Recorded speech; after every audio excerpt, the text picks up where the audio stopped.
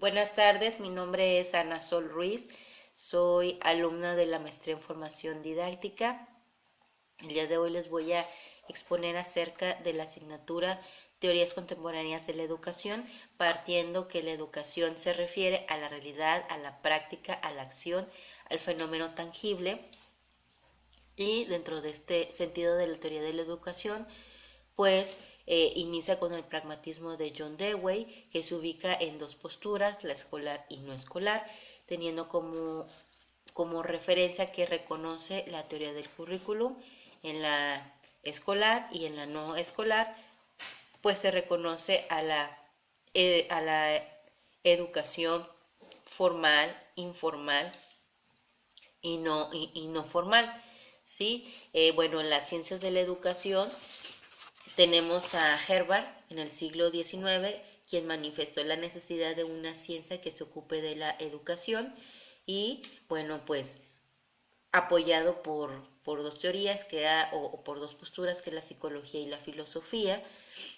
Nace después la pedagogía de las ciencias de la educación, iniciando con la pedagogía general, que es la filosofía de la educación, historia de la educación, ciencias experimental.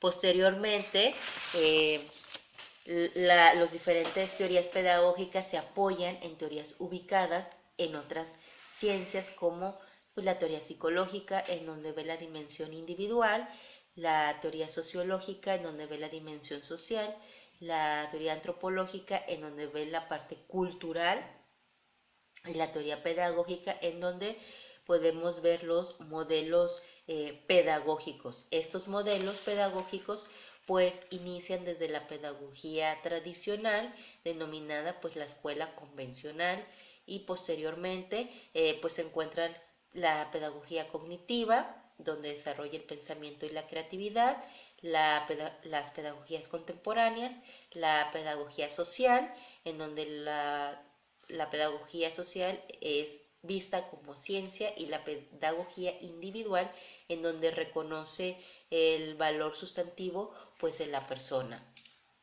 Entonces todas estas teorías se encuentran como ya lo dije, en los modelos, pues ya lo comenté también, para resolver problemas relacionados en un para qué, cuándo y por qué de la enseñanza y cómo se aprende. Es decir, cada modelo exige y toma una postura ante el currículo, determinando sus variables, eh, en sus variables más relevantes, y tiene cada uno diferentes propósitos, ejes problemáticos y sus secuencias. Entonces es importante también decir que las teorías contemporáneas responden a este reclamo social de una formación que les permita a los sujetos pues resolver problemas de diferente índole de forma autónoma.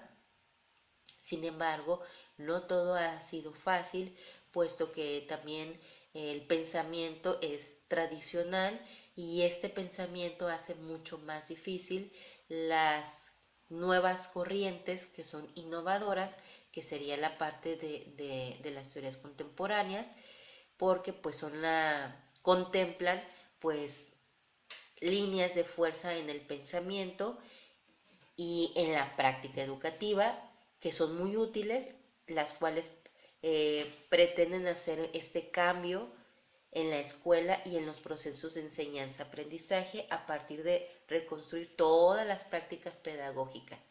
Estas corrientes describen, explican y conducen y permiten la comprensión de lo pedagógico ante las exigencias, ¿sí? De todos estos contextos, o del contexto que tenemos, ¿no? Entonces pasa a ser referentes a la parte de la creación, y recrean el contexto social pedagógico de las escuelas como respuesta a estos desequilibrios actuales, gracias a que también, bueno, existen y exigen investigaciones en el campo pedagógico educativo. Es por eso que conforme ha pasado este tiempo ha habido modificaciones, ha habido modelos, porque cada uno pues estudia partiendo desde algo, ¿no? Estudia la parte de la educación partiendo de algo. con la misión siempre de que sea una educación mejor de acuerdo al contexto y al tiempo, ¿sí? Y porque el objetivo es la parte de la enseñanza y ver al individuo también como ser racional, autónomo y potencializándolo pues, en todas sus habilidades. Entonces, algunas corrientes pedagógicas contemporáneas están involucradas en la profesión docente, en la escuela, en el currículum y en el aula de clases. Y aquí podríamos ver la parte, por ejemplo, ya del paradigma ecológico, que se caracteriza por interpretar a la escuela como un ecosistema social constituido por microsistemas, que es el aula y el contexto inmediato de la enseñanza y la socialización, que es cubierto y condicionado por ecosistemas como la familia, y el macrosistema como el sistema escolar implementado por el Estado, que nace de un proceso histórico complejo. Ayuda a comprender también los hechos pedagógicos y educativos partiendo del estudio de la realidad cultural, las demandas del entorno y las respuestas de los elementos, ¿sí? Así como las diferentes pues maneras múltiples de adaptación de los individuos al contexto. El ser humano necesita también adaptarse al nuevo, al contexto y a los tiempos. Entonces va viendo pues en estos modelos este cambio y esta visión desde el paradigma ecológico, pues va viendo también la parte holística, que es un poco compleja, en donde el profesor es el técnico crítico, desarrollándose como un gestor de un clima de confianza para el desarrollo del aprendizaje significativo. Aquí quiero hacer un paréntesis y quiero también exponer que en mis clases, sin tener más referencia de esto, también en mis clases he notado que yo practico la parte de este paradigma ecológico, porque si yo observo que de un alumno no está bien, o si no me participa, o si se me duerme, o si lo veo distraído, yo trato de darle un tiempo para que exponga qué es lo que él tiene en ese momento.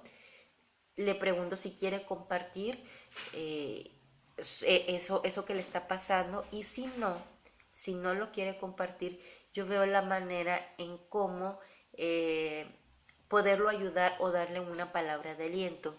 Y siempre les digo a mis alumnos que son importantes dentro del salón, porque cada uno favorecerá el aprendizaje o lo contrario, ¿sí? Que todos influimos en que estemos ahí dentro de ese salón con diferentes ideas, y que cada uno con sus aportaciones enriquece al salón, ¿sí? Para darles también esa parte de su crédito y de valor personal. Y en lo particular me ha ayudado mucho a la parte de la confianza de mis alumnos, y también me ha ayudado regalarles este tiempo en que puedan aprender mucho mejor, que tengan la confianza de exponer sus ideas frente al salón, este, al tiempo de exponer, por ejemplo, un tema, se sienten más seguros porque ven que no va a haber como la parte de la crítica, ¿sí? Podemos omitir o emitir una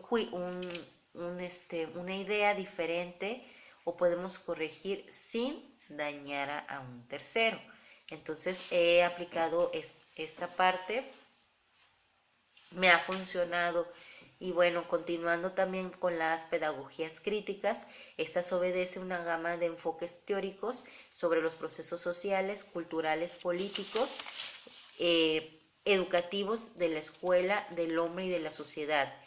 Estas pedagogías críticas se centran en la educación, en la escuela, en la sociedad, también en los conocimientos, poder y la subjetivación, también en la institucionalización y en la hegemonía, perdón.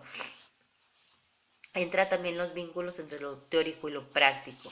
Y por último, también entraría la parte de